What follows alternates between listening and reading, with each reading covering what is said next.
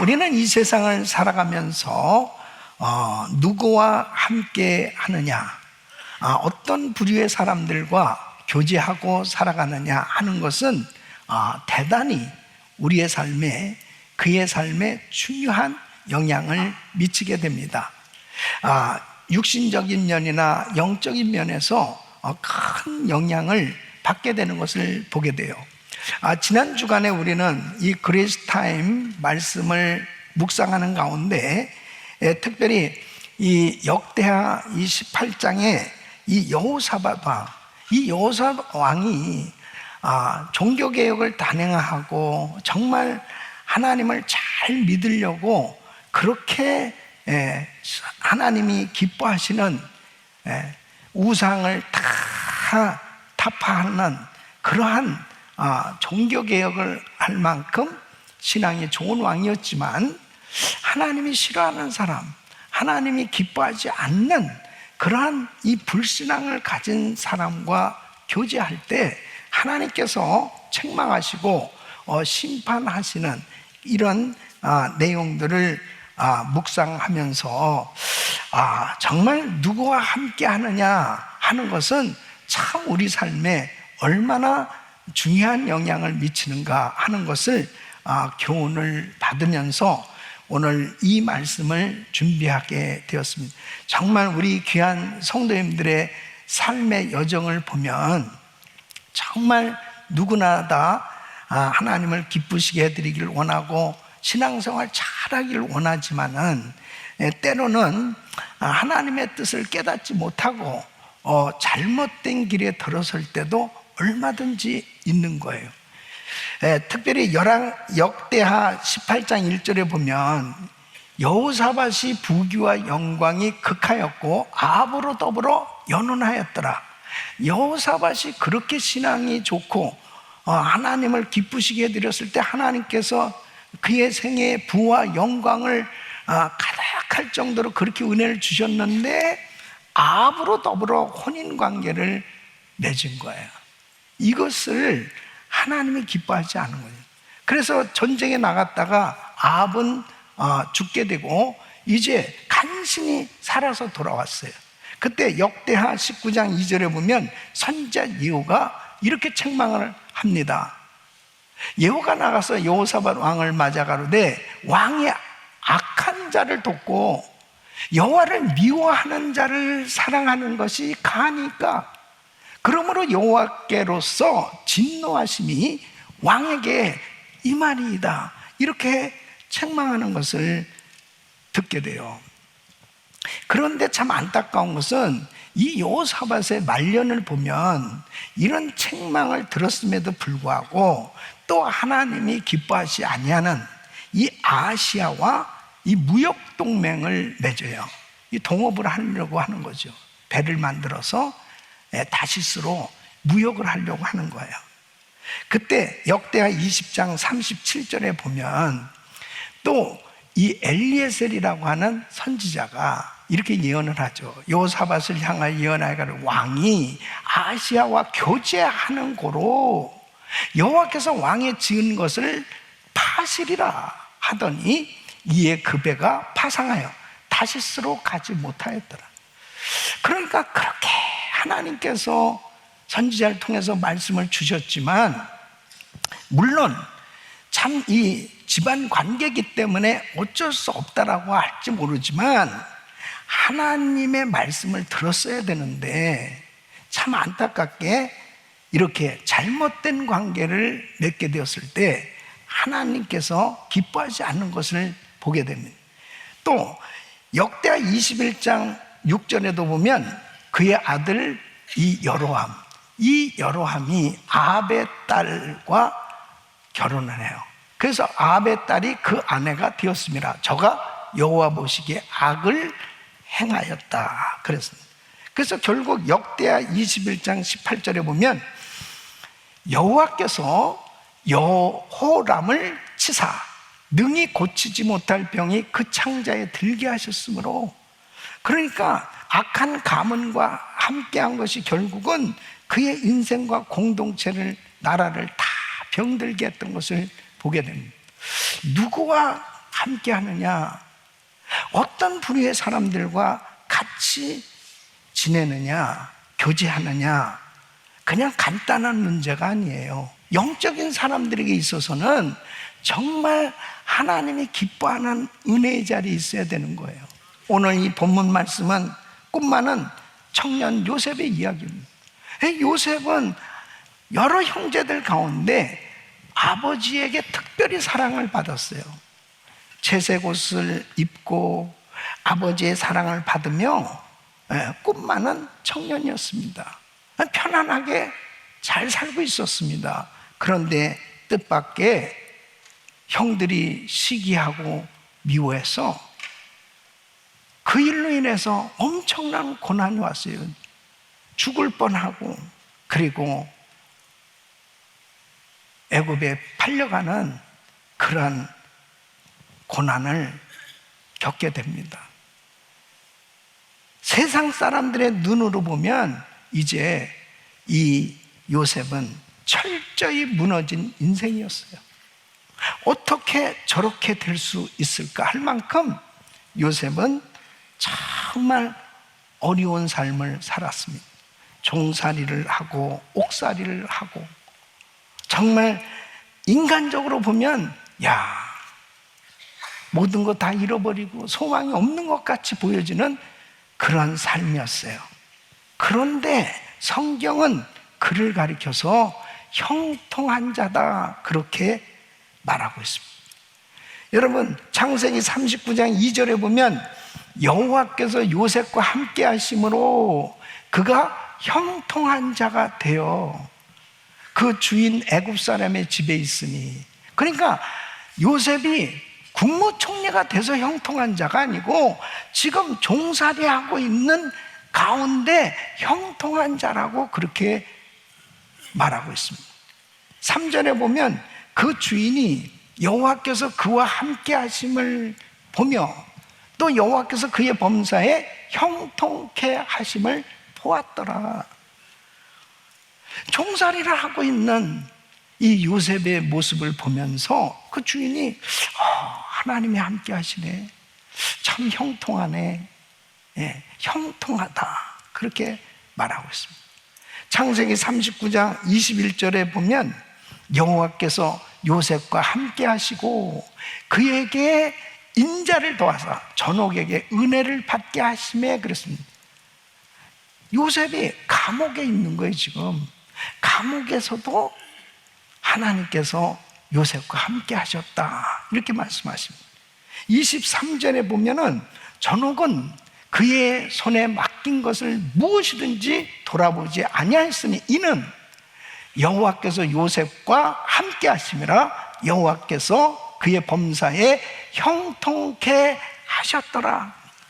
여러분, 요셉의 형통은 고난을 모두 극복한 후에 얻어진 결과가 아니고 오로지 고난 한가운데서 누리는 그런 형통이었습니다.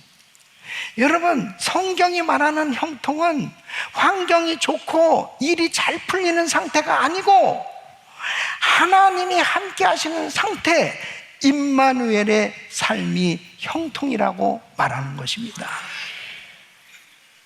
그가 종으로 일할 때도 감옥에 갇혔을 때도 하나님이 함께 하셨고 그 가운데 하나님의 복이 임했다고 성경은 말하고 있습니다. 창세기 39장 오늘 이 본문 5절에 이렇게 말씀하십니다. 그가 요셉에게 자기 집과 그 모든 소유물을 주관하게 한 때부터 여호와께서 요셉을 위하여 그 애굽 사람의 집에 복을 내리심으로 여호와의 복이 그의 집과 밭에 있는 모든 소유에 미친지라 그랬습니다. 이 불신자였던 이 보디발 가정에 이 요셉이 하나님이 함께하고 계신 것을 이 불신자인 보디발도 보았다고 말하고 있어요. 요셉이 하는 일마다 하나님께서 형통케 해주신 것은 바로 하나님의 사람이 그 고난 중에 형통할 수 있었던 그 이유가 무엇이냐? 하나님이 함께 하셨기 때문이다.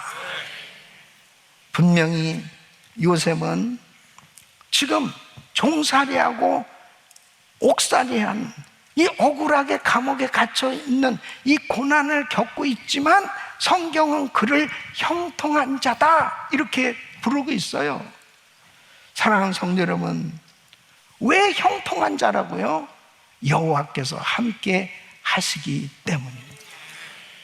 여러분이 지금 당하고 있는 어려움, 시험, 환난, 어떤 고난과 역경 가운데 있다 하더라도 여러분이 주님과 함께 하고만 있으면 형통한 자인 줄로 믿습니다. 고난이 요셉을 무너뜨리지 못했어요. 환난이 요셉의 삶 가운데 하나님께서 계획하시고 그에게 주신 그 꿈을 무너뜨리지 못했어요. 하나님과 함께한 요셉, 결국은 그의 생의 꿈이 이루어진 줄로 믿습니다. 사랑하는 성도 여러분, 우리가 사는 이 시대가 아무리 불안하고 아무리 답답하고 아무리 깜깜하고 힘들고 어려운 일들이 우리 삶 가운데 예기치 못한 일들이 닥쳐온다 하더라도 하나님과 함께하는 삶은 형통한 삶이 되는 줄로 믿습니다. 이럴 때일수록 내가 누구와 함께하느냐, 내가 누구와 짝을 하고 있느냐, 내가 어떤 부류와 사람들과 같이 지내고 있느냐, 너무너무 중요한 거예요. 요셉은 하나님과 동행하는 삶이 되었기에 그의 생에 어떤 고난도 그를 무너뜨리지 못하고 결국 그가 가진 그 꿈이 이루어졌고 하나님 앞에 위대하게 쓰임 받은 것처럼 오늘 저는 이 말씀을 통해서 요셉처럼 하나님과 동행하는 삶, 하나님께서 함께 하시는 사람이 되어서 우리의 일생에 평생 주님께서 주시는 형통한 자로 승리하는 삶이 되기를 원합니다. 이런 은혜가 임하기를 축원합니다. 그러면 하나님과 동행하는 삶이 되려면, 하나님께서 함께하는 삶이 되려면 어떻게 해야 됩니까? 첫째, 하나님의 은혜를 사모하는 체질이 되어야 됩니다. 여러분, 요셉은 아버지 야곱의 특별한 사랑을 받았어요. 채색 옷을 입고 그리고 부족함이 없는 그런 정말 꿈 많은 청년이었습니다. 그런데 이 요셉에게 예기치 못한 어려움이 닥쳐온 거예요. 형들이 모여서 이 요셉을 죽이려고 하는 겁니다. 웅덩이를 파놓고 요셉을 그 웅덩이에 집어넣습니다. 요셉이 그 형들의 말을 듣는 거예요. 저놈 죽이자. 그때 이 요셉이 어떻게 했겠습니까? 하나님, 나 좀 살려주세요. 하나님 나 좀 도와주세요. 이 어린 요셉이 얼마나 무섭고 외롭고 그리고 절망스럽겠습니까? 도망갈 수도 없고 그리고 어느 누구를 붙들고 도와달라고 할 사람도 없는 거예요. 그런 가운데 하나님을 찾는 거지요. 가까스로 죽음은 면했지만 이제 낯선 땅 애굽 땅에 노예로 팔려갑니다.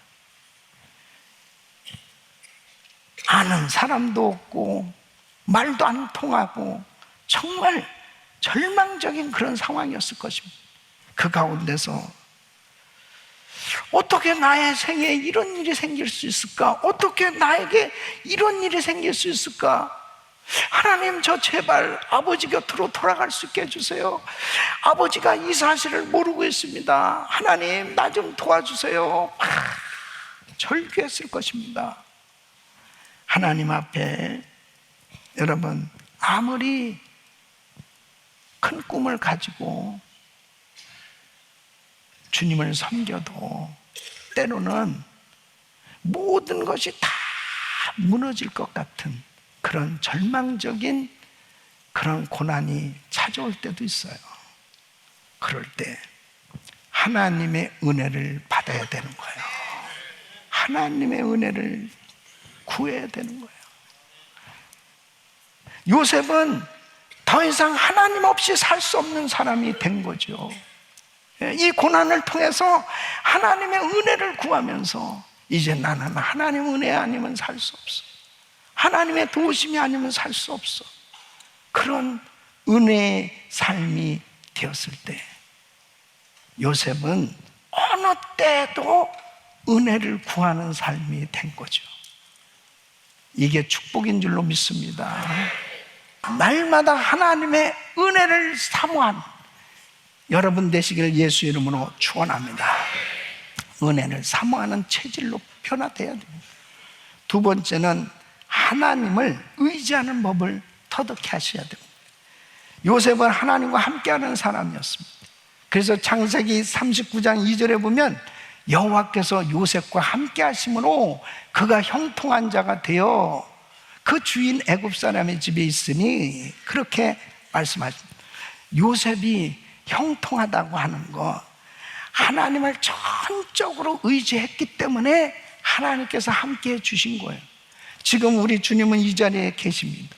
우리 주님께서 누구와 함께 하시겠어요? 바로 그분을 의지하는 그 사람에게 우리 주님이 함께 역사하신 줄로 믿습니다. 바로 이 요셉이 평소에는 몰랐어요. 그런데 웅덩이에 빠졌어요. 웅덩이에 빠져서 죽을 것 같았어요. 그때 요셉이 하나님을 찾은 거예요. 하나님을 의지한 거예요.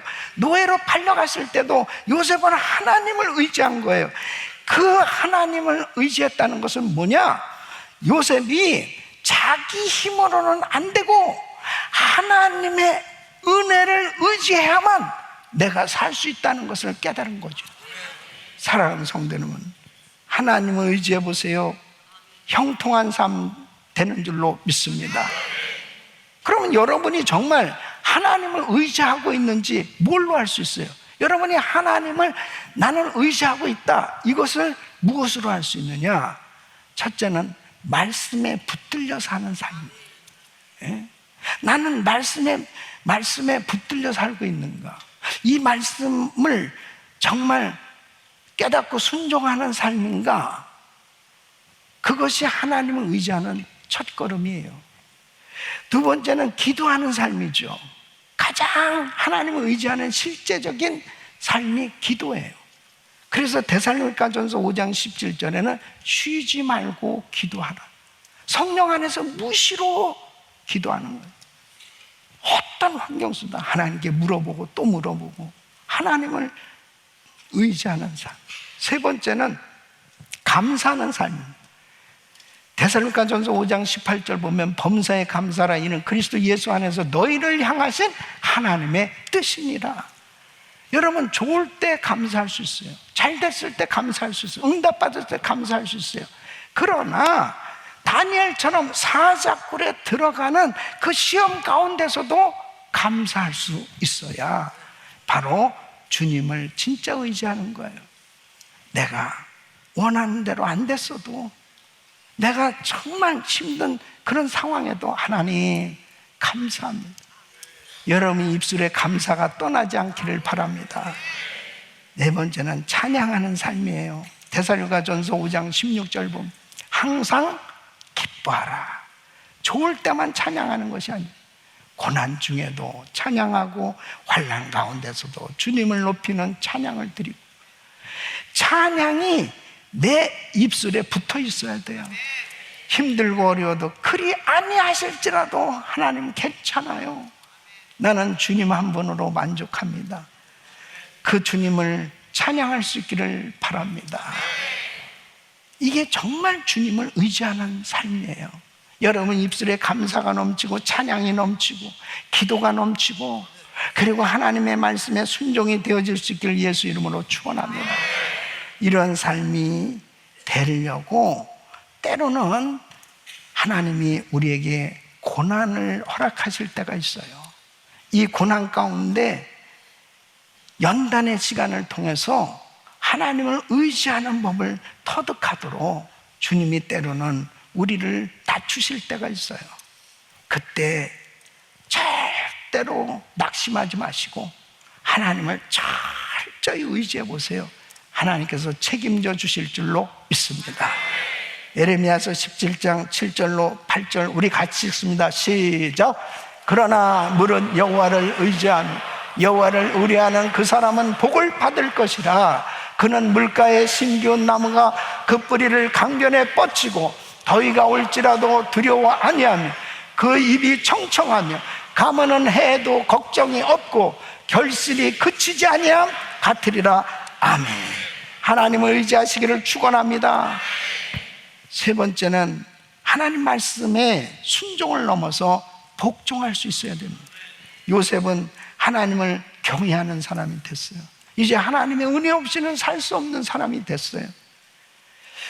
이러한 삶 가운데서 나타나는 것은 뭐냐면, 정말 하나님을 경외한다면 하나님의 말씀을 경외하는, 하나님의 말씀에 순종이 되어져야 되는 거예요.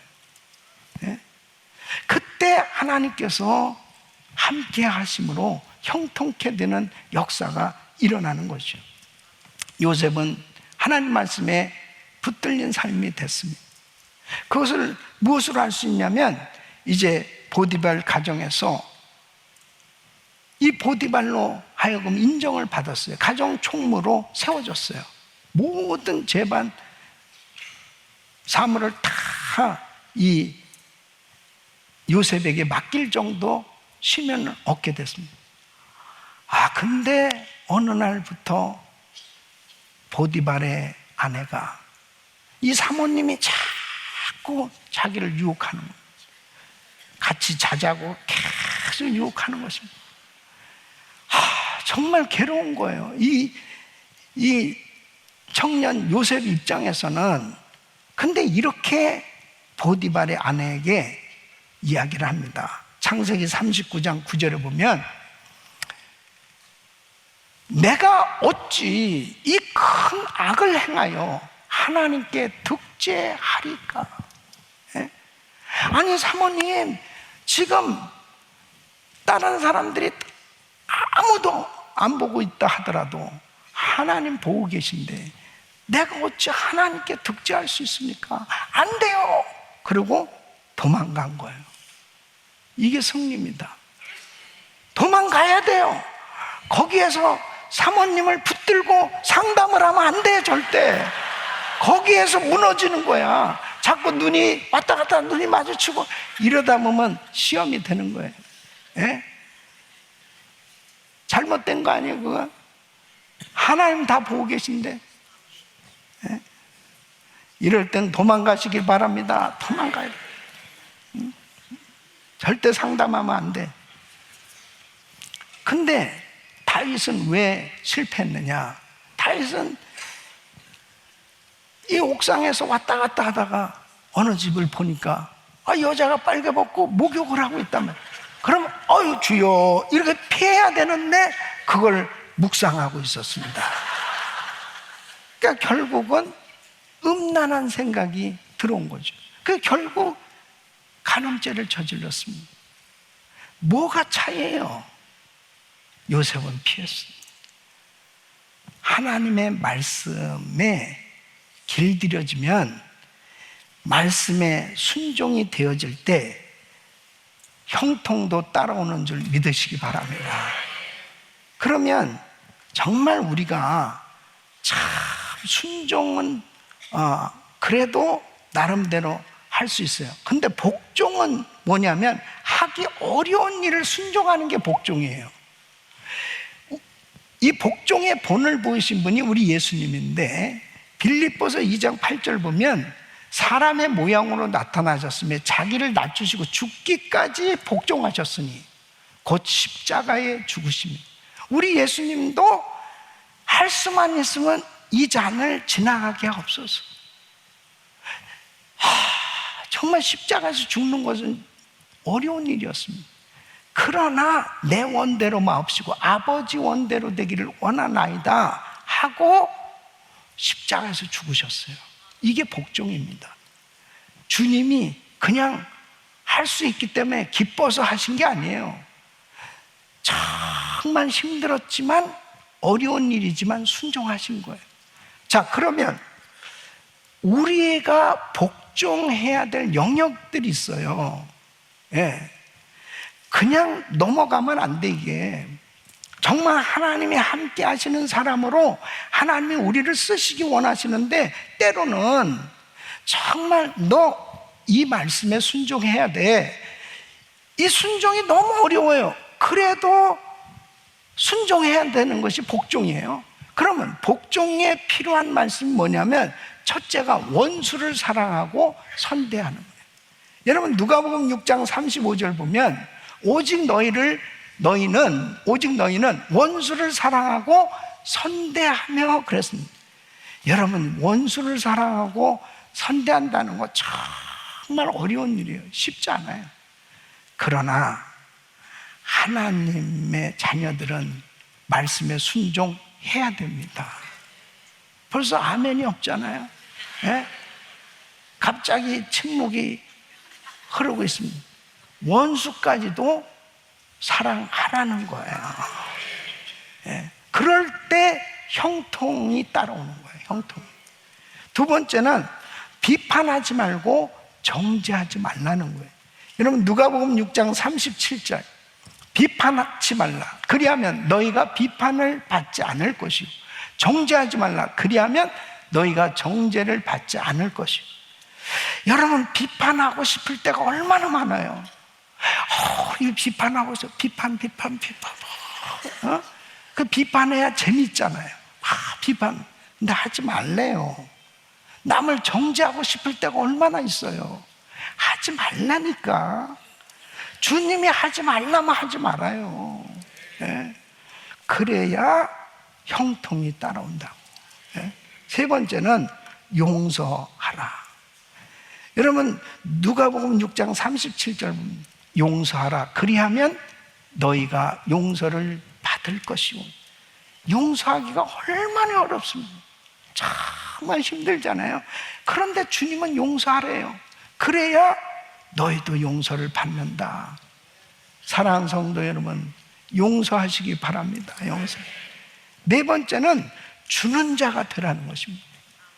누가복음 6장 38절 보면 주라. 그리하면 너희에게 줄 것이니 곧 후이되어 누르고 흔들어 넘치도록 하여 너희에게 안겨 주리라.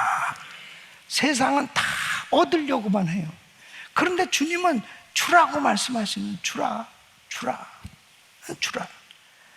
그리하면 넘치도록 되돌려 주시겠다고 말씀하십니다. 우리 사랑하는 성도 여러분, 힘이 들어도 어려워도 하나님의 말씀이면 순종하실 수 있기를 바랍니다. 그래야 형통이 따라온다니까요. 그래야 지금은 고난이고 지금은 환난이고 지금은 어려운 것 같이 보여져도 하나님이 함께 하시면 결국은 요셉의 꿈이 이루어졌던 것처럼 여러분 생에 모든 것이 열려지고 하나님의 위대한 역사가 이루어질 줄로 믿습니다.